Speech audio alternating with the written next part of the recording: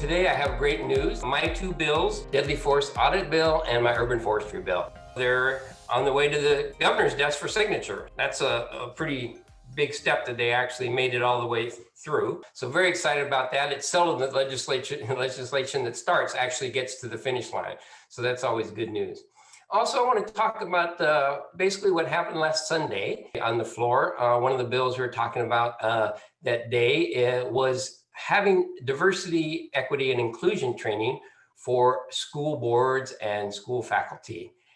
And there was an amendment that wanted to stop any discussion about those things that are essential to diversity and inclusion.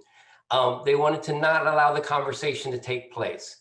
And that, to me, was just severely limiting the conversation. How can you have training if you can't talk about the topic you're supposed to have training on? It doesn't make sense. So we really pushed hard to make sure that that was not included as an amendment, and that we want to talk about those issues, because how else can we learn to have all the students feel that they're part of the system? They're all valued and they're all worthy, and they all have their own story. And we all have our own story to tell. And to limit the conversation to only one side of the story and to not acknowledge that we think we have some issues in our society between the races is not realistic. So that day we had a lot of conversation about that. And I hope that the message came through that what we want to do is allow the conversation to take place.